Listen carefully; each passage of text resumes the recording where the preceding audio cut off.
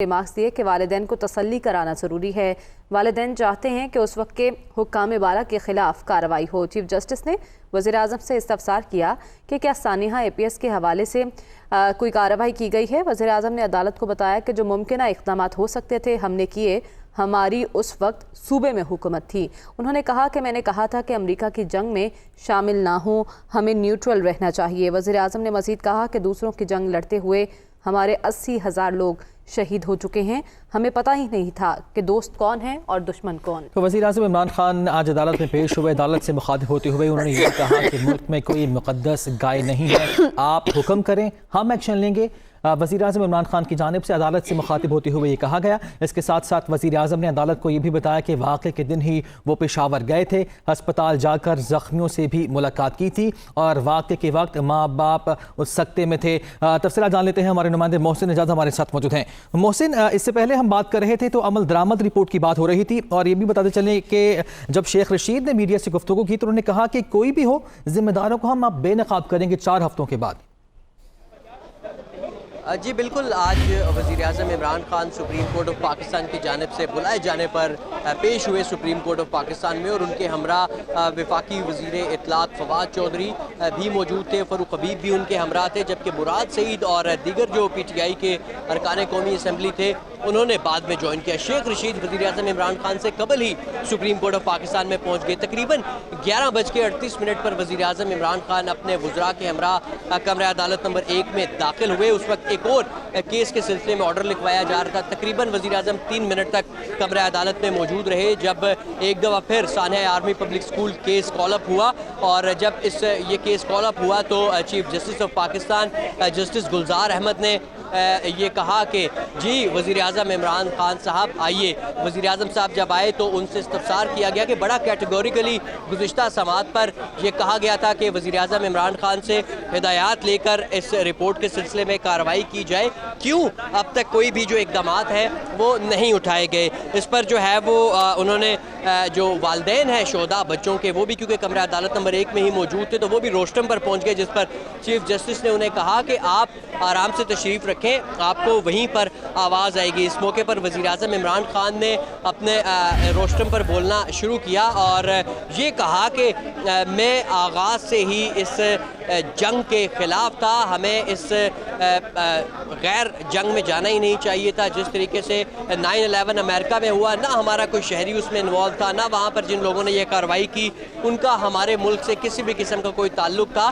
तो उस जंग में जाना उन्होंने एक दफ़ा फिर जो हमेशा उनका मौक़िफ़ रहा, उनकी जमात का मौक़िफ़ रहा, वो उन्होंने अदालत के सामने रखा। इसके साथ साथ उन्होंने ये हवाला भी दिया कि जिस रोज़ ये हादसा हुआ APS का, तो उसी दिन क्योंकि सूबे में PTI की हुकूमत थी तो उन्होंने बताया कि उसी शाम वो वहाँ पर गए जाए हादसा पर। वो इस मौके पर बच्चों से, जो बच्चों के वालिदैन थे उनसे भी उन्होंने मुलाकात की, अस्पताल में ज़ख्मी बच्चों से भी उनको भी उन्होंने विज़िट किया, जबकि तमाम वालिदैन जो थे वो ट्रॉमा की हालत में थे, सकते में थे और बड़ा एक तकलीफ़ दे मरला था। लेकिन उन्होंने कहा कि जो जो मुमकिन इक़दाम हो सकते थे, जो जो चीज़ें हो सकती थी वो PTI की उस वक्त की जो सूबाई गवर्नमेंट थी उन्होंने किया। इस मौके पर उन्होंने एक दफ़ा बेंच ने प्राइम मिनिस्टर इमरान खान को रोका और जस्टिस काजी अमीन अहमद ने 2 दफ़ा कहा कि मिस्टर प्राइम मिनिस्टर आप हमारी जो बात है वो सुने। मैं आपसे मुतालबा करता हूँ और ये पूछता हूँ कि आप जो है वो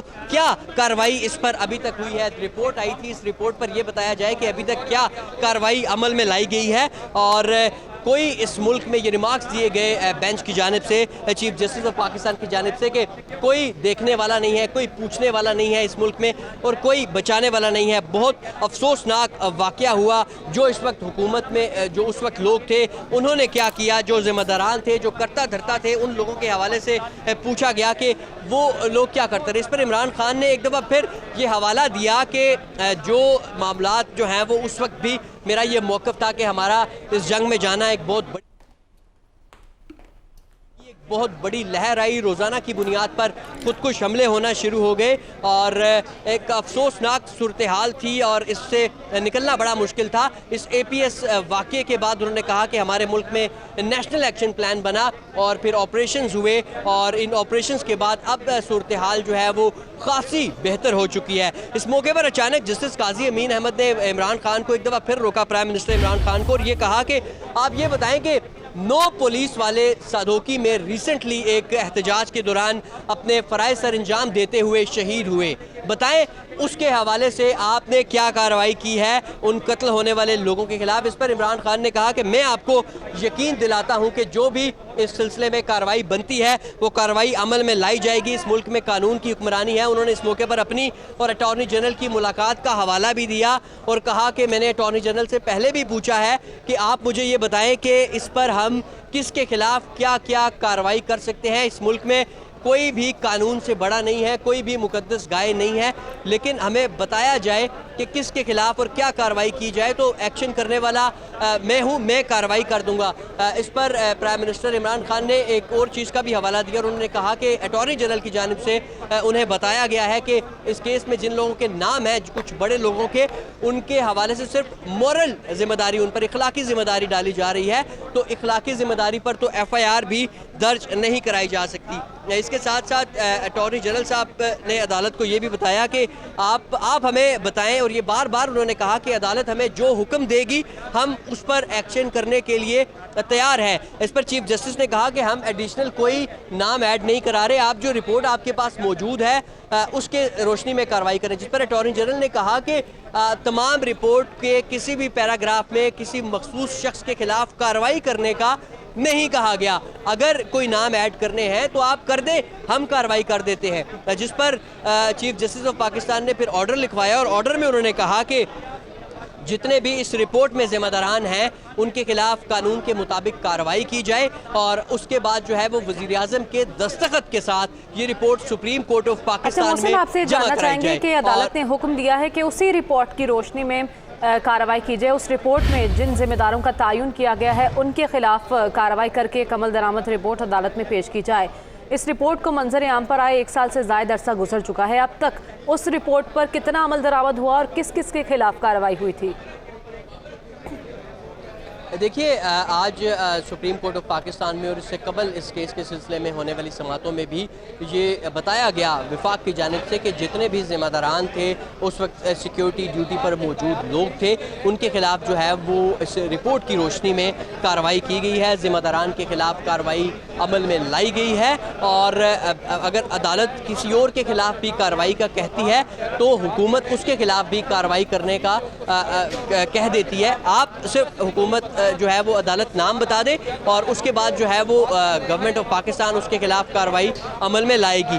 ताहम जब ऑर्डर लिखवाया गया सुप्रीम कोर्ट ऑफ पाकिस्तान की जानिब से तो उस ऑर्डर में ये नहीं बताया गया कि किसके खिलाफ जो है वो मतलब किसी और नाम को ऐड नहीं किया जाएगा, बल्कि यही कहा गया कि जो लोग मौजूद हैं इस रिपोर्ट में ऑलरेडी उनके खिलाफ कार्रवाई की जाए।